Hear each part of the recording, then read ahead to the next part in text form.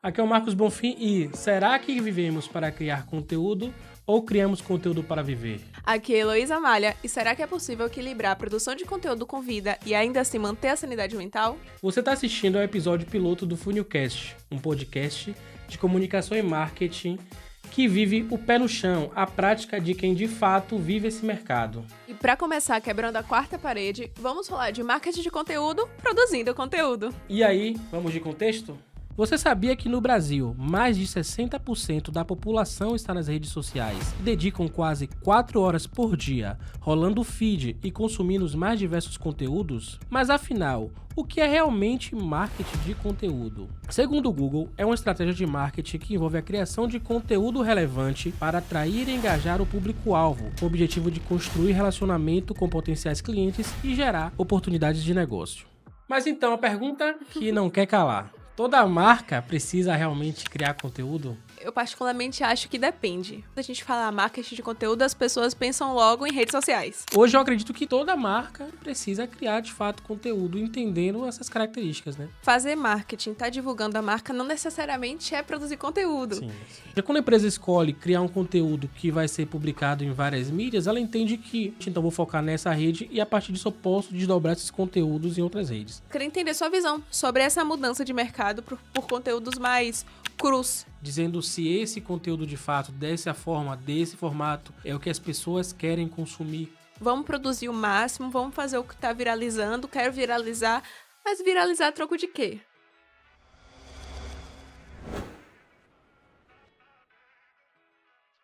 O nosso episódio vai acontecer em 3 momentos. Começaremos pelo topo do funil, abordando questões mais gerais, ou temas mais por cima. Daí iremos para o meio, já mais aprofundados e aquecidos. E assim a gente vai até o fim do funil, com a hora da ação para a conversão. Mas então, a pergunta que não quer calar. Toda marca precisa realmente criar conteúdo? O que é que você acha disso? Olha, nesse momento eu particularmente acho que depende, porque cada tipo de mercado tem um público diferente e fazer marketing, tá divulgando a marca, não necessariamente é produzir conteúdo. Sim. Então, algumas estratégias podem dar certo, podem converter sem necessariamente estar fornecendo essas informações para as pessoas. Então, meu pensamento é muito assim, que depende do tipo do negócio, mas se a marca estiver produzindo, ela vai tender a se sobressair. E Sim. você acha o quê? Eu concordo, na verdade, e eu acho que tudo é meio que um conteúdo, né? Esse episódio mesmo aqui é uma brincadeira, Verdade. uma metalinguagem sobre falar de produção de conteúdo, criando conteúdo, né? Sim. E também acredito que dependa, principalmente de onde esse conteúdo ele vai ser publicado, de que forma ele vai ser feito, né?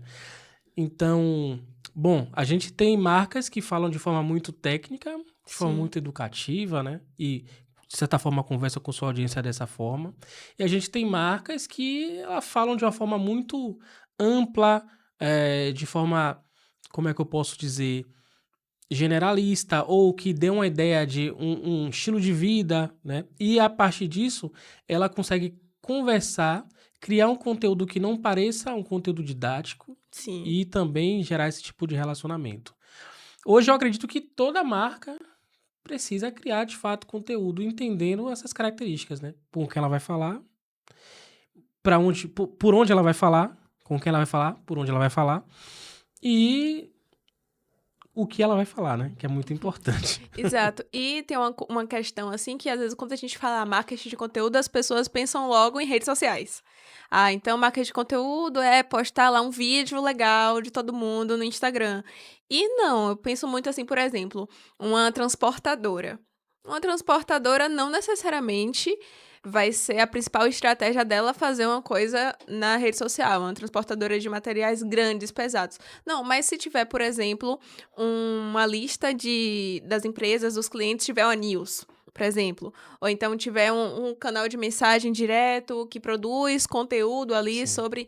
sobre assuntos relevantes, sobre coisas pertinentes para o público-alvo, e sobre a forma que a transportadora pode ajudar naquilo.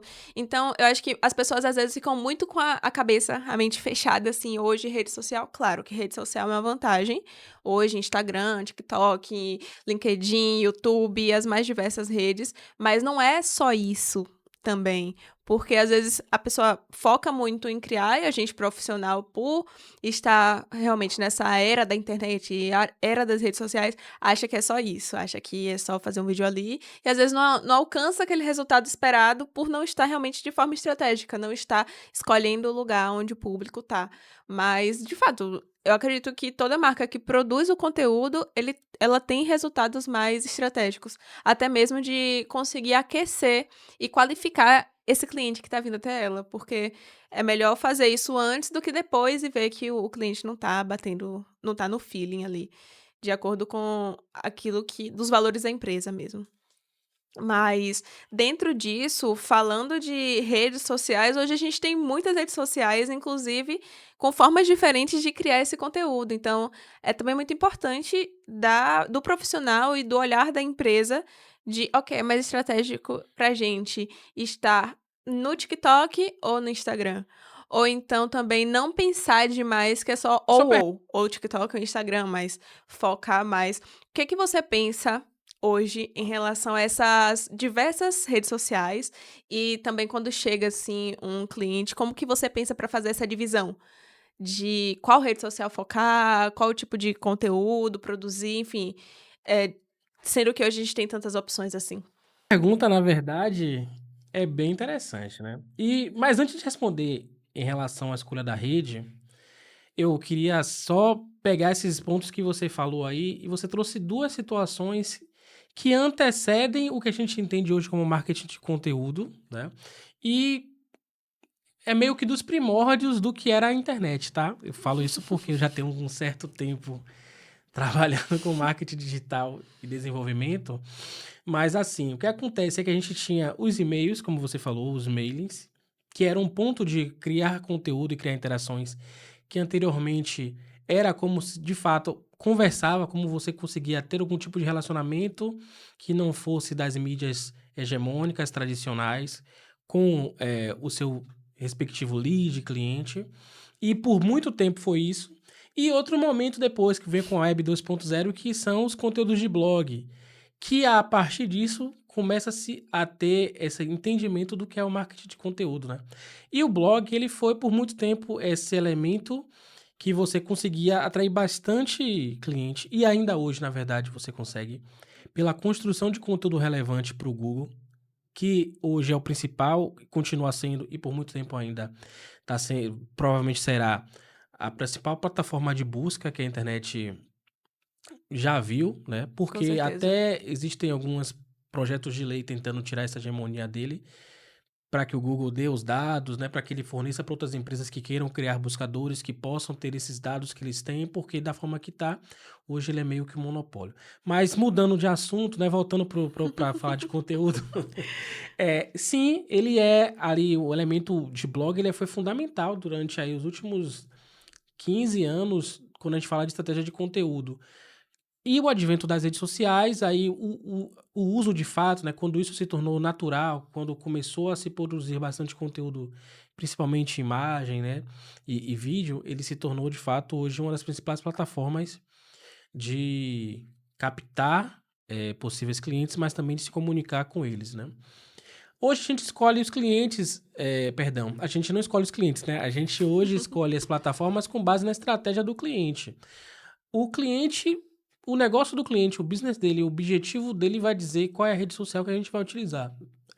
Vou dar um exemplo, a gente tem negócios B2Bs muito estratégicos e específicos que a gente pode criar conteúdo para o Instagram? Pode, mas é um conteúdo que ele vai estar comunicando de forma mais ampla o que a empresa tem feito, né? Conversando com o público ali do que ela tem feito, mas ele não é um canal ali estratégico de captação de clientes.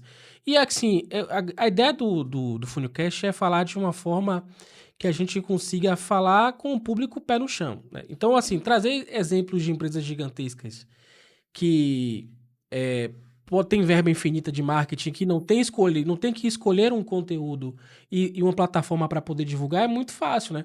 Mas a gente sabe que a realidade das pequenas e médias empresas, as Não é. pessoas precisam escolher qual canal vai investir, porque ela não tem dinheiro infinito para investir em todos os canais. Ela não pode estar fazendo conteúdo diferente no LinkedIn, conteúdo diferente no Instagram, conteúdo diferente no TikTok, mesmo com o advento da IA. Isso é uma balela, porque para fazer conteúdo que seja realmente relevante, ele tem que ter ali um conteúdo que ele é único, certo? E que ele não vai servir de forma ampla para tudo. Ou seja, quando a empresa escolhe criar um conteúdo que vai ser publicado em várias mídias, ela entende que aqui na Brasil, pelo menos, né, que é a agência que a gente faz parte, vai funcionar, é aquela que, pronto, meu objetivo principal é atrair tal cliente, então vou focar nessa rede e a partir disso eu posso desdobrar esses conteúdos em outras redes. Então a gente está falando assim de lifestyle, por exemplo. A gente está falando de B2B, a gente tem um LinkedIn ali, né? O trabalho realmente de social sales, né? De venda ali de forma ativa. Então você cria conexões com o seu público ali, com seus potenciais compradores pelo LinkedIn. Você fala de uma forma diferente. Às vezes o perfil da pessoa do LinkedIn, do vendedor, ele é mais relevante do que o perfil de fato da empresa. O perfil da empresa ele pode estar, por exemplo, trabalhando em paralelo com o perfil do vendedor para que eu faço parte dessa empresa, a pessoa vai buscar essa empresa, vai encontrar informações dela no LinkedIn, mas eu estou conectado, na verdade, com o vendedor antes de estar conectado com a empresa. Então, o meu vendedor também tem que ter alguma estratégia de conteúdo ali. Pode ser que o conteúdo seja fornecido pela empresa e ele consiga replicar aquilo de uma forma a criar conteúdo na sua própria base, ou ele ter tempo de criar conteúdo para ele. Mas, assim, cada rede vai ditar ali como vai ser a estratégia, como vai funcionar. Cada empresa vai ter que, dentro dos seus objetivos, escolher qual o melhor canal para trabalhar e, a partir disso, extrair o melhor que as redes sociais podem entregar. Sim, sim. E a gente aqui já acabou indo para o nosso segundo momento, realmente, que é esse de olhar mesmo para essa quantidade de redes que a gente tem disponíveis por estratégia, enfim, e de qual forma mais estratégica, mas eu concordo com você, porque assim, muitas vezes a gente vê em conteúdos, inclusive, dessas pessoas maiores, assim, do mercado, tipo, não, claro, vai estar em todas as plataformas. No mundo ideal, óbvio, claro, a gente vai produzir um tipo de conteúdo no Instagram, outro no TikTok, porque cada rede também tem um DNA.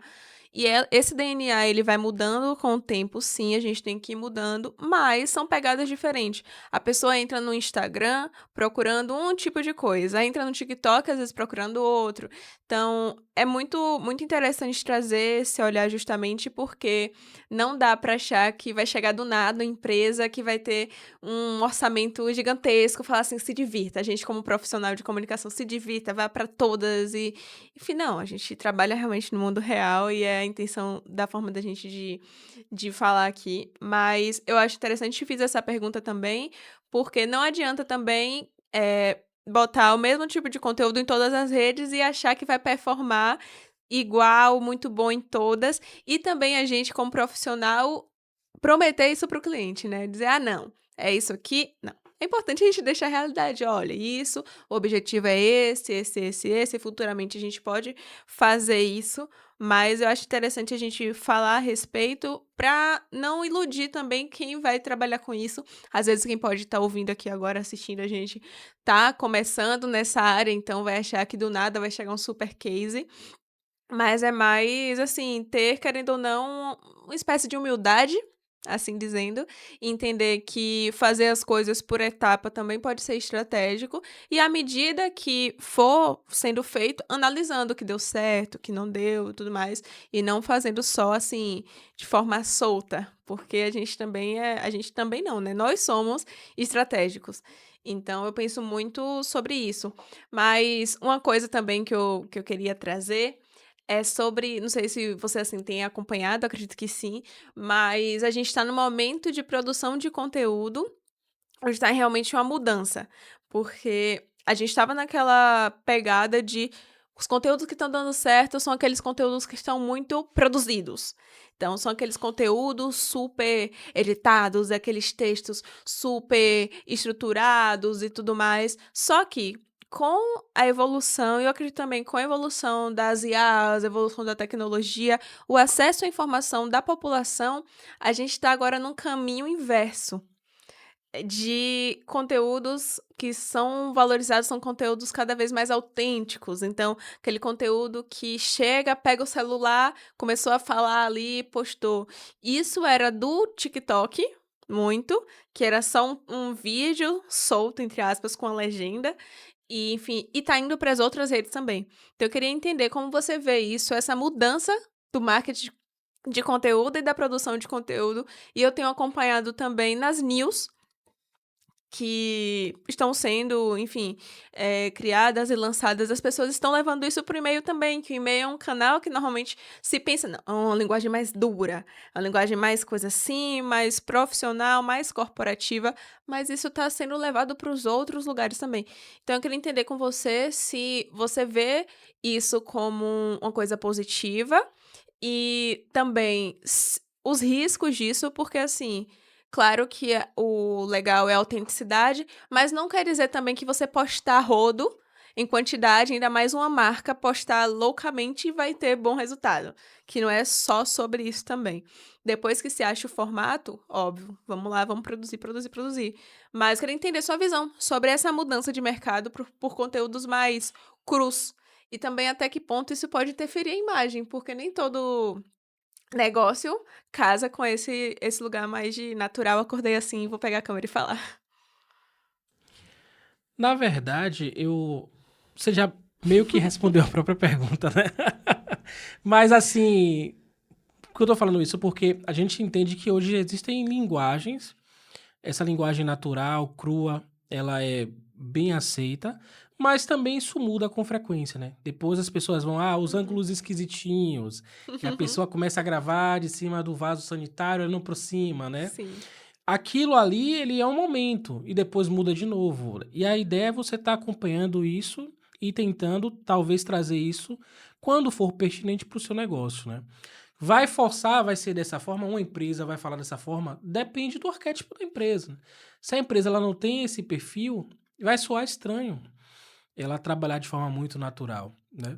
Ela tem que entender realmente que nem toda forma de falar é a forma como ela vai falar, mesmo que isso esteja na moda, porque a moda passa, né? A moda não sim, é o tempo todo. E a constância, ela é importante. Aquele público que gostava da forma como ele fala ali, às vezes de forma mais técnica, trazendo informações que são relevantes, ele não vai achar interessante aquela mudança abrupta para uma coisa muito casual, que seja muito fugaz, né? Que seja muito efêmera, para satisfazer a moda do algoritmo naquele momento, né? A forma como as pessoas estão produzindo conteúdo. Então, eu acredito que manter uma identidade clara é importante também, porque no longo do tempo, né, quando a gente for olhar o que foi produzido ali 2, 3 anos depois, a gente vai ver que tem uma consistência e que o público entende essa consistência, entende o que a marca está propondo, entende o que ela está falando, né? E aí a gente traz cases, por exemplo, de questões recentes. A gente geralmente busca não falar de empresas gigantescas, mas a gente fala, por exemplo, do case da Jaguar, que falava com o público de uma forma e mudou exato. totalmente e teve uma rejeição imensa. Isso acontece com muitas outras marcas que mudam sem olhar de fato quem é o público dela, né? Por mudar apenas a forma como fala, mas não pensar em alinhar a forma como fala com o público que de fato consome, que compra. Com o objetivo talvez de aumentar o engajamento, o alcance, mas engajamento e alcance de quem não compra faz muito sentido? Exato. Talvez não faça. Então, tem que se pensar e às vezes tem que se ter coerência, né? Coerência é tudo. Sobre o ponto de publicar muito conteúdo, eu acho que também depende, né? A gente tem que, no início, eu acredito que a marca precise publicar um pouco mais, até para que ela entenda qual formato que funciona para ela. Porque se ela não publicar, não vai ter material de teste, não vai ter validação. Depois que ela entende qual formato que funciona, ela pode explorar mais esse formato e melhorar talvez na qualidade. Em vez de melhorar na quantidade, começar a explorar esse mesmo formato, melhorando a qualidade, melhorando a forma, melhorando os ganchos das publicações, né? Isso em termos de rede social, que a gente sempre aprende quando fala de marketing de conteúdo, a gente envereda Não para a rede social e ironicamente. esquece de todo o resto, né? Exato.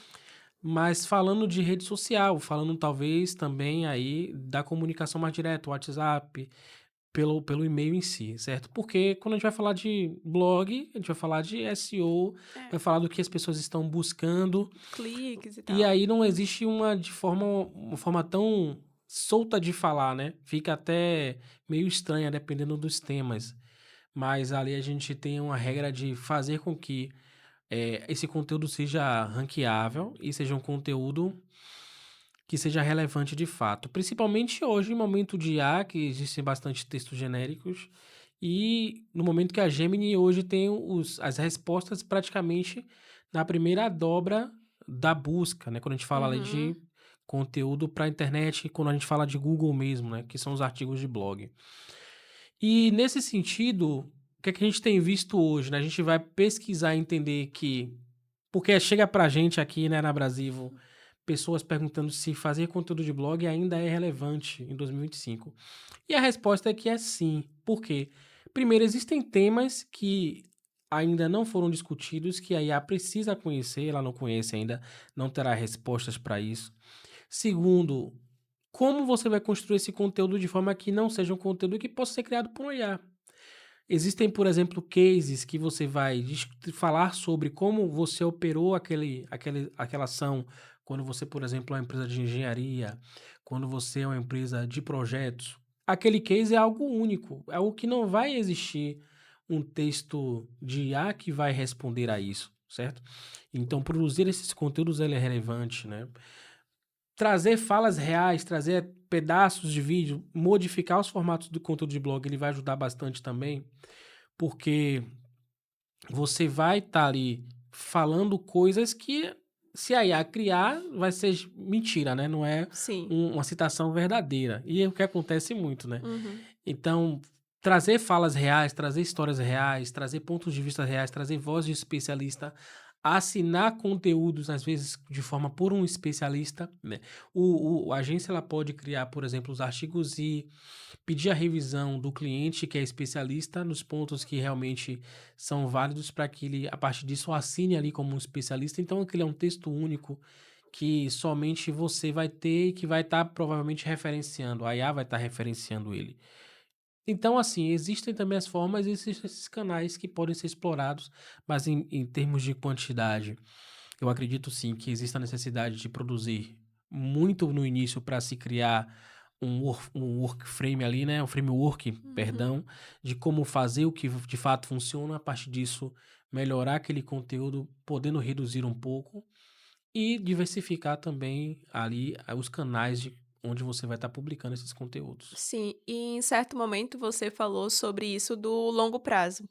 E eu, assim, como profissional e como consumidora, tenho percebido muito isso, que às vezes as marcas e até as pessoas, né, que querendo ou não passam a ser marcas, não focam tanto nesse longo prazo. Então é muito assim, vamos produzir o máximo, vamos fazer o que tá viralizando, quero viralizar, mas viralizar a troco de quê? Tipo, o que adianta você viralizar e o perfil não ter informações sobre você, não ter uma quantidade, assim, absurda de destaques que prenda, retém a pessoa ali naquele perfil. Então, vai viralizar para o quê exatamente? Depois que você tem um perfil estruturado, assim, dizendo que é o passo a passo que a gente acaba fazendo nos primeiros meses, nos 3 primeiros meses de otimizar esse perfil, mas depois que você viraliza, e aí? Vai ter um link ali pra pessoa comprar, vai ter um conteúdo, outros conteúdos que a pessoa fale: "Nossa, realmente vou seguir essa pessoa", porque a quantidade de perfis que viralizam e viralizam por viralizar, não dá em nada, é gigantesca realmente. Então, eu vejo muito isso, de que as pessoas não olham esse longo prazo, focam em viralizar, muito pelo ego também, até a gente como profissional, quem não quer ter um conteúdo de um cliente que viralizou? "Nossa, viralizei, olha aqui o que eu criei". Mas se esse conteúdo não estiver muito alinhado a quem o cliente é, quem a marca é realmente, a forma, os dados, não adianta nada, porque vai acabar criando uma, assim, desilusão, a pessoa que seguiu esperando mais daquilo, ainda mais quando, por exemplo, é um perfil de uma pessoa, de uma marca que viraliza com uma coisa que não necessariamente tem a ver. Então, uma blogueira, assim dizendo, que tem uma marca X e viralizou com um cortezinho do cachorro dela. Aí beleza, todo mundo vai seguir, não, quero ver mais vídeos de cachorro. Aí vai daqui a pouco ela produzindo conteúdo de maquiagem, a pessoa vai ficar, como assim? Então, às vezes, as pessoas querem viralizar para ter esse ego mais inflado, para conseguir mais seguidores, mas muitas vezes é mais estratégico ter menos seguidores que realmente estão interagindo com você do que você ter ali um bocado de seguidores, milhões, e ter poucas curtidas. Aí já entra naquilo tipo, você abre o perfil da pessoa, tem muitos seguidores, massa. Aí você vem pro perfil, não tem sei lá, 100 curtidas na coisa, então as curtidas são todas alcantadas. Aí já gera um efeito rebote, fala assim, essa pessoa comprou seguidor. Então, é importante a gente ver isso também, tanto como pessoa que está produzindo, a gente como profissional que também acaba produzindo conteúdo, muito importante inclusive, mas qual o custo de viralizar? É realmente interessante que ter muito seguidor por ter muito seguidor, porque no final as estratégias, tudo que a gente tem de fazer de diferente vai agradar muito um tipo de seguidor que tá ali e desagradar outro, então vai gerar desilusão para os dois lados. Então, eu acho interessante isso claro que é muito bom produzir bastante, produzir a rodo, depois que você já achou um pouco desse formato criativo, quem fala muito isso é a Hannah Franklin. Não sei se você conhece, mas fala muito sobre isso do formato criativo.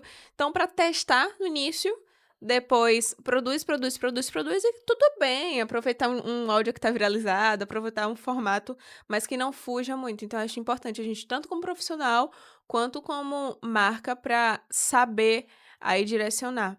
Mas isso de diversas redes e diversos canais, no mais, é importante produzir o conteúdo, ver onde que o público realmente tá ali de forma estratégica para poder trazer esse resultado, e entender também que não necessariamente o que vai dar mais resultado é aquilo que tá no hype. Às vezes, é depender do tipo de negócio. Por exemplo, alguém que, sei lá, tá no prédio e vende salgados para o pessoal do prédio. Às vezes é mais legal ter uma lista ali dos clientes no próprio WhatsApp, e produzir no conteúdo no WhatsApp não é demérito, não é pior e tudo mais. O que vai ser mais legal é o que tiver mais retorno mesmo. Então, penso muito que é sobre isso, não colocar lá em cima alguma rede também e não querer estar em todas só para dizer que está em todas. Então, essa questão de marketing de conteúdo é até, assim, controversa, digamos, assim, bota a gente para pensar, porque tá, tudo ali que tá produzido é chamado de conteúdo, mas será que tudo realmente é marketing de conteúdo? Então, eu quero saber de você, assim, finalmente, se fosse para definir o que é, das suas palavras, o marketing de conteúdo, como você definiria? Tipo, se fosse só pra dizer, se alguém perguntasse, tá, mas tá, legal, entendi tudo e tudo mais, mas o marketing de conteúdo é o que em si? Porque às vezes a pessoa, todo mundo tá criando o tempo todo, inclusive na nossa vida, nas relações fora de internet, a gente conversa e fornece conteúdo para as pessoas. Mas como você definiria esse marketing de Difícil conteúdo? definir, porque a gente dá hoje tantas formas de criar conteúdo que você falar que conteúdo é somente o que é de alto valor, às vezes não é bem isso, né? Não é o que as pessoas sempre estão buscando. Às vezes estão buscando soluções simples, estão buscando a distração, o entretenimento. Então, o entretenimento ele não é conteúdo, ele é conteúdo sim. Se ele for bem executado, se ele comunicar, se ele tiver ali, por exemplo, uma oferta no final das contas, né? Uhum, A gente considera assim que ele é um conteúdo, e é um conteúdo de valor da forma como ele tem de objetivo, né, o que ele quer alcançar.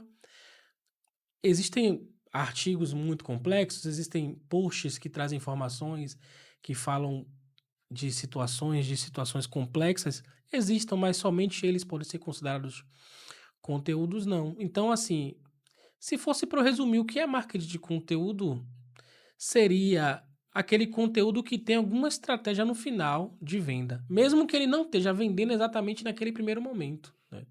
Ele pode ser uma isca, que é só entrega realmente de valor, mas que em algum momento exista alguma estratégia, exista algum pensamento tático ali de que aquilo vai gerar de fato uma oferta no final, que aquilo ali de fato vai gerar uma venda no final, certo? Mesmo que ele não seja de fato conteúdo comercial naquele exato momento.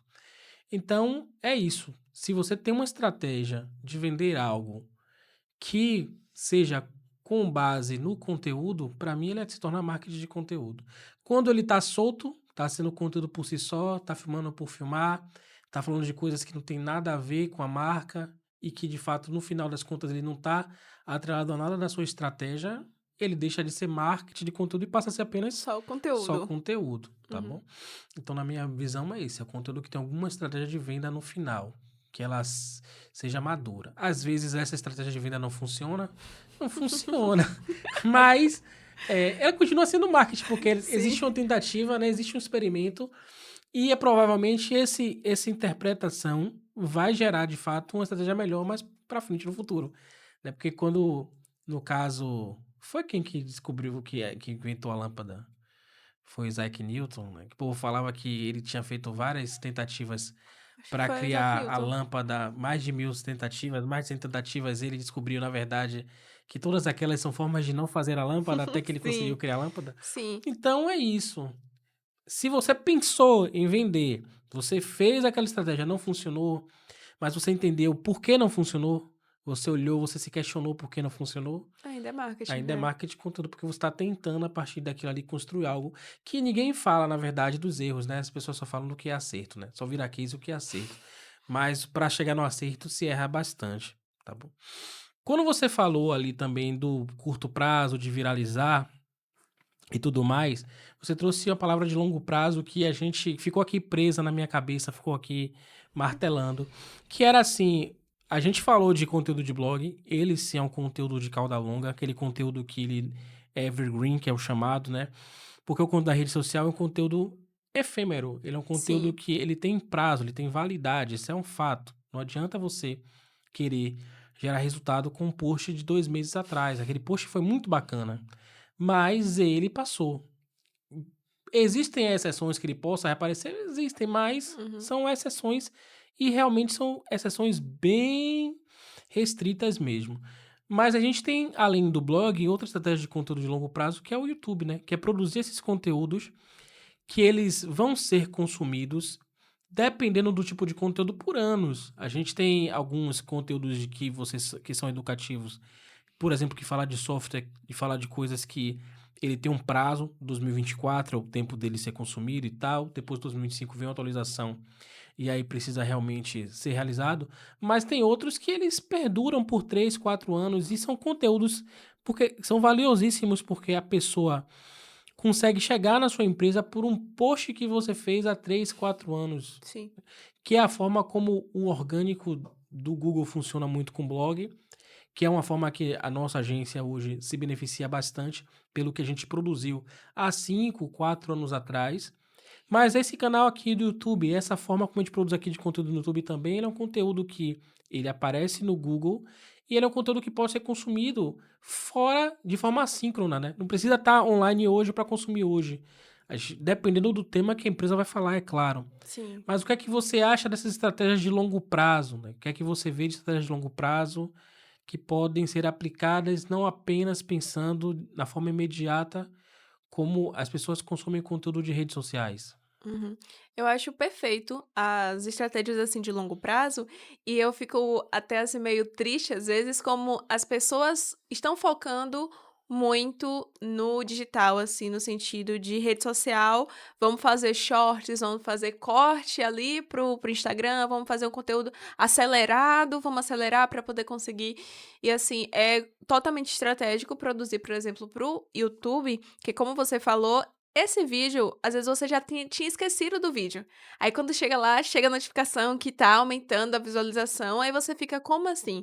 Mas eu acho muito estratégico, perdão, ainda mais se tratando de empresas. Então, por exemplo, a empresa faz lá, tem a coisa mais institucional. Então, depois de fazer essa produção institucional, produzir sobre conteúdos, porque vai que do nada estoura um assunto X, as pessoas começam a procurar.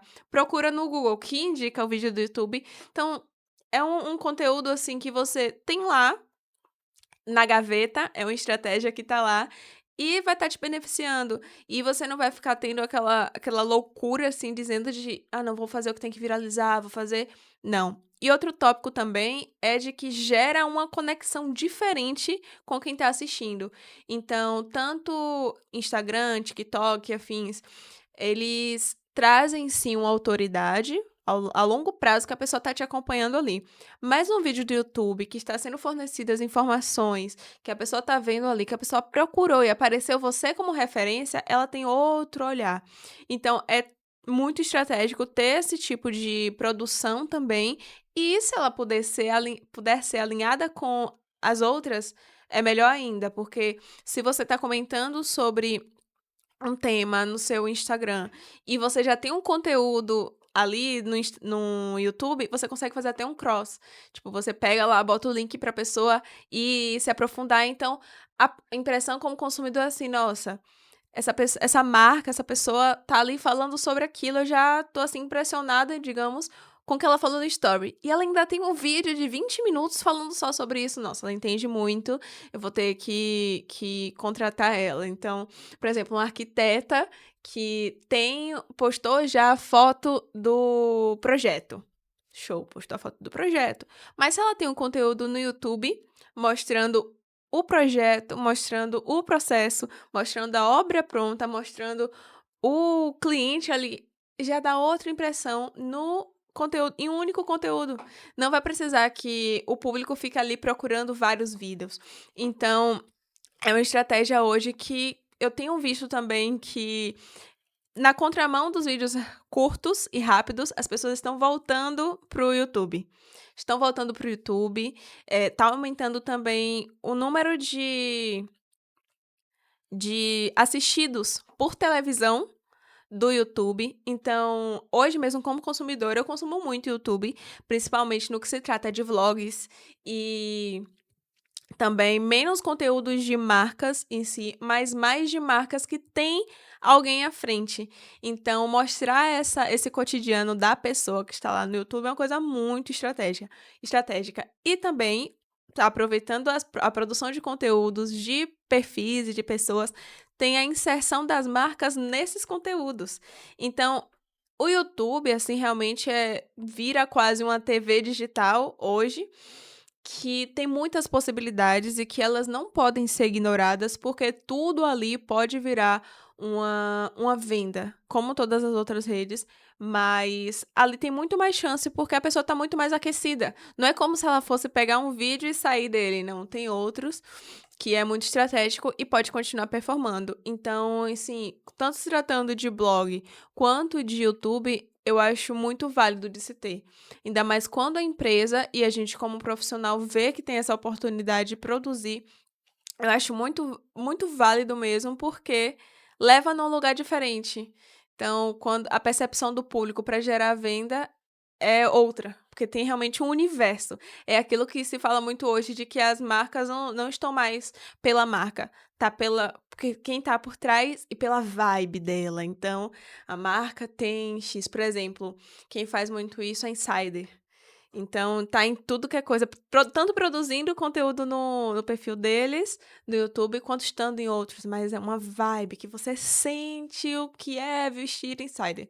Enfim, mas sobre YouTube e blogs também é uma coisa que não pode ser ignorado. Claro que se no início a marca não tivesse orçamento, tudo bem, mas a longo prazo é totalmente estratégico. Você acha tem alguma outra visão diferente disso? De como pode ser válido, assim, para a empresa? Porque muitas vezes as pessoas pensam até como profissional: "Ah, não, vai dar mais trabalho". Porque um conteúdo de YouTube, ele não é o mesmo jeito de que o Instagram, que às vezes pode ser uma coisa mais rápida e fácil, digamos assim. Bom, eu não acho tão mais complexo de fazer. De fato, a pessoa tem que se preparar um pouco mais para produzir esses conteúdos, porque às vezes precisa de um roteiro, precisa se aprofundar mais, né? Não precisa ser tão enxuto como os vídeos de rede social pedem para ser. Então, ele precisa só um pouco mais de trabalho, mas assim, de certa forma, você tem uma tranquilidade mais para poder comunicar a mensagem. Você não precisa correr, as pessoas estão ali aceitam esse tipo de pausa que eu tô fazendo agora para pensar, para refletir, certo? E depois você consegue também editar um pouquinho, corrigir um pouquinho ali. Então, na verdade, o conteúdo de YouTube vai dizer quem pesquisou um pouco mais para produzir o conteúdo de quem não pesquisou. Essa é a verdade.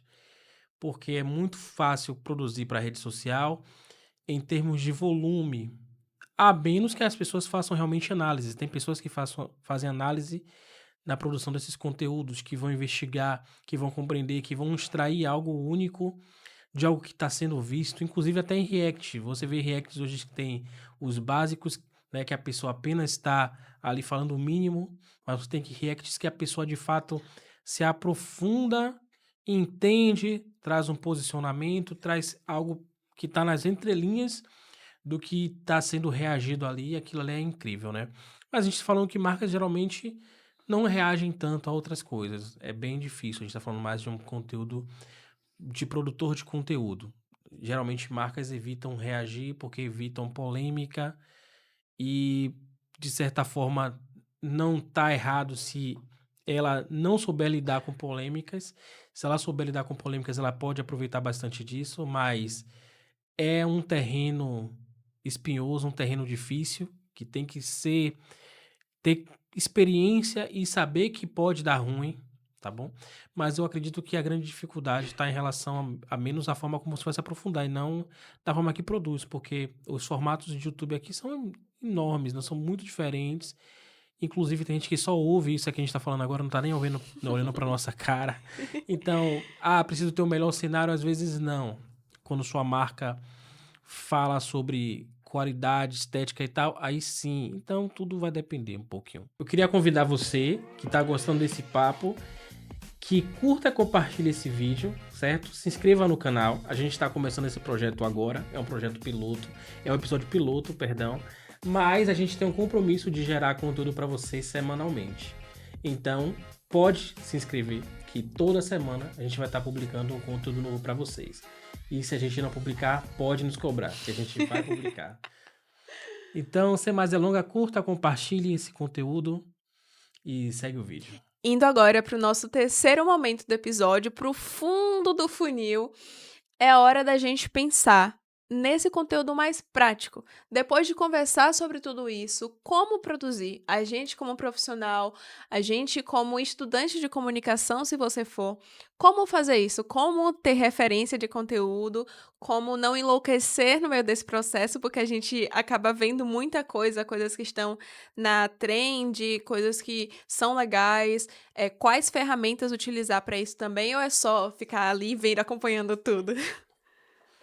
Eu acredito que, primeiramente, a gente tem que consumir. Essa é a verdade, né? Com Consumir de certeza. forma inteligente, não consumir por rolar feed infinitamente, mas olhar aquilo que a gente tem chegado no nosso feed, depois o que tem nos atraído como conteúdo, o que a gente acha que ele é relevante, o que nos impacta, o que de fato move alguma coisa ali, quando aparece na nossa timeline ali, a gente, pô, isso aqui é interessante, mas por que isso é interessante? Que ponto, que gancho, o que foi que me marcou que se tornou isso interessante? A partir disso, você está consumindo de forma inteligente para poder, a partir disso, criar referência, né? Essa referência vai te dar munição para que você possa produzir do seu próprio, entendendo agora qual é o seu negócio, qual é o seu business, o que é que você tem a oferecer e com quem você quer falar. E a partir disso, você definir de forma estratégica o que você quer falar com essa pessoa, com esse potencial cliente, e persistir, né? Porque vai aparecer vários formatos diferentes, várias coisas, várias trends, mas às vezes você tem que seguir, definir uma estratégia, seguiu, experimentou, olhou, observou, pegou os resultados, não deu bom. Por que não deu bom? Por que não funcionou isso? Será que foi porque eu não segui a trend ou será que foi porque eu errei algum aspecto aqui? Então você vai corrigir esse aspecto que você acha que seja o aspecto errado e, de novo, produzir novamente, né? Então, o consumo vai fazer com que você crie referência, mas você também não pode, por toda referência que chega nova, você mudar totalmente o seu plano. Você tem que definir um plano e seguir esse plano por um período mínimo, pelo menos, para que você veja se aquele conteúdo daquela forma vai funcionar. Porque senão você vai ter ali vários arquivos salvos, vários, por exemplo, rios salvos, que você acha Sim. super legal, mas que você não conseguiu produzir nada porque você ficou sendo impactado por vários e mudando seu pensamento por todo o conteúdo que chegava para você. E às vezes, se você lançar um, você vai conseguir entender o que funcionou e o que não funcionou naquele, você melhora no próximo, reforçando aspectos que funcionaram e reduzindo aspectos que não funcionaram, até que você encontre um formato que seja seu, que seja autêntico e que funcione, né? E que provavelmente não vai funcionar para sempre, que você vai ter que mudar depois de novo. Mas vai Sim, fazer parte, você vai estar partindo de algum lugar. Quando você tiver que mudar, você já está partindo de um lugar, você não está mais do exato do zero, né? nada. Você tem alguma coisa de ponto de referência. E eu penso muito também assim, porque a gente, como profissional, a gente vai consumir. Eu falo muito de mim e da realidade de outras pessoas que estão ao meu redor. Tipo, a gente vê. Tem até meme sobre isso. A gente vê um conteúdo, aí salva, nossa, esse ia dar muito bom para tal cliente. Ai, não, não sei o quê. Nossa, esse daqui, nossa, ia ficar muito legal. Eu quero pro próximo calendário. E pra gente, quando faz o calendário, é bem interessante isso. Só que a gente tem que tomar cuidado, por exemplo, para o nosso momento ali de lazer não virar trabalho também. Porque quando a gente tá, assistindo as coisas, a gente acaba tendo esse olhar afiado, não tem jeito, acaba que a gente tá trabalhando, ainda mais por sempre estar consumindo algum tipo de conteúdo hoje, seja pra deixar ali rolando ou pra estar na rede social mesmo.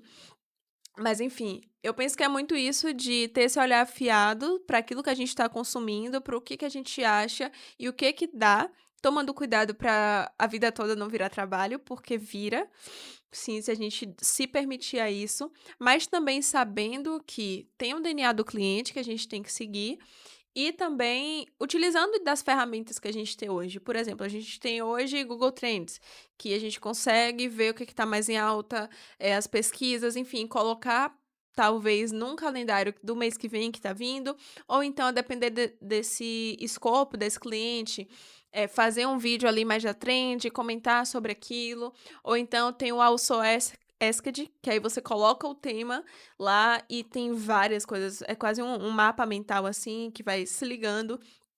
Isso tudo não é pra gente só pegar aquele tema e jogar no card e fazer, mas não, a gente vê as possibilidades, porque chega uma hora, se a gente ficar só no flow, vai chegar uma hora que vai esgotar.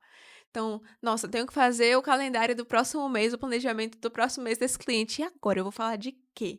Então, não, é ser estratégico, é aproveitar, é surfar em algumas ondas que estejam relacionadas, mas eu acho que é ter mais esse olhar. Então, para quem é profissional da comunicação como a gente, é ter esse equilíbrio mesmo, para não viver loucamente em função só disso, mas saber também que sua opinião como consumidor vai interferir, querendo ou não. É a gente não colocar os nossos gostos acima daquilo que é realmente para a marca ali e usar as ferramentas que a gente tem hoje para deixar nosso trabalho cada vez mais estratégico e olhar também esses resultados. Porque, claro, somos profissionais criativos, mas tudo que a gente está fazendo tem uma estratégia. Então, se não está dando certo, é melhor que a gente perceba o quanto antes para corrigir do que ficar fazendo, ai, nossa, esse post tá bonito, mas só levando aqui. Então, ter esse olhar estratégico, trabalhar sim com relatório. Ah, eu vim para comunicação porque eu não quero ver dados. Infelizmente, não tem muito o que fazer. Só se você for realmente assim, não, do criativo que faz a arte e tudo mais. Mas para quem é de planejamento, para quem olha, ou então tá para o seu próprio perfil, vai ter que ver números. É isso, nem que seja mais pincelado, mas ter esse olhar também para o esforço estar levando a algum lugar. E também para quem é estudante de comunicação e já tá ou estagiando e tudo mais, é assim, aproveitar tudo o que tá vendo na faculdade, pegar aquilo e colocar na prática, porque não adianta também ficar só na teoria, ou a gente também já como profissionais formados, ficar só lendo o livro e não botar em prática. Então eu penso muito que esse momento é o quê? Aprendi, botei na prática, porque eu quero errar o quanto antes para poder dar o resultado tanto para mim quanto para aquele perfil ali que a gente está trabalhando. E lembre de perguntar para o cliente sobre os resultados, né? Perguntar para o time de venda se você está no marketing interno, qual tem sido os resultados, o que é que tem vindo de retorno disso, né? Porque a gente às vezes não tem um pedido diretamente realizado na inbox ali, né? No Sim, privado ali. O pedido vem depois, o contato vem depois, A levantada de mão vem depois. Nem todo mundo tem uma automação em suas ações de comunicação.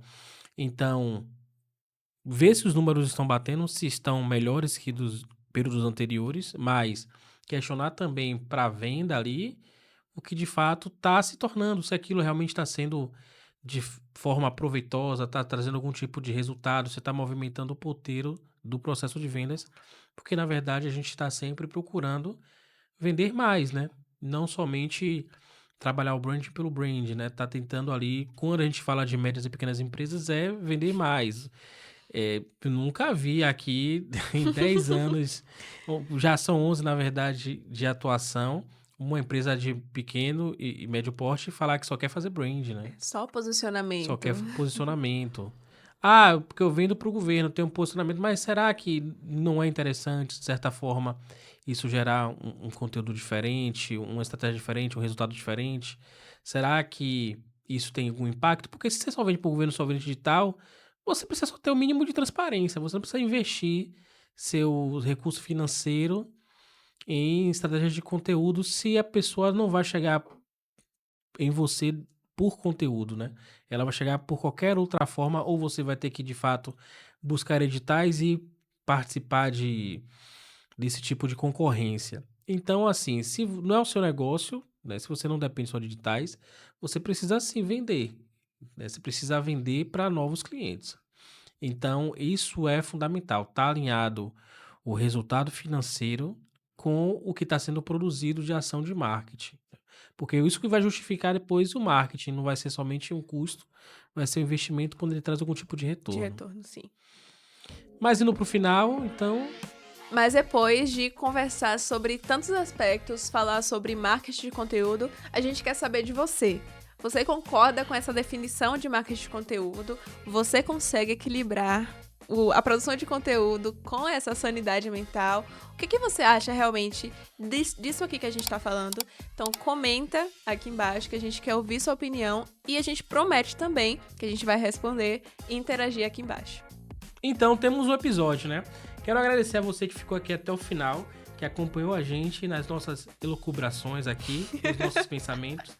Não somos donos da verdade em momento algum. Aqui a ideia é a gente contribuir com o pensamento lógico, estratégico de quem tem a vivência de mercado, de quem está lidando com clientes e com empresas de diversos segmentos todos os dias, trazer nosso ponto de vista e enriquecer aí a sua dinâmica do seu negócio, tá bom? Então, nos vemos no próximo episódio. Aqui foi o Marcos Bonfim e até mais. E aqui foi Heloísa Malha. Até mais!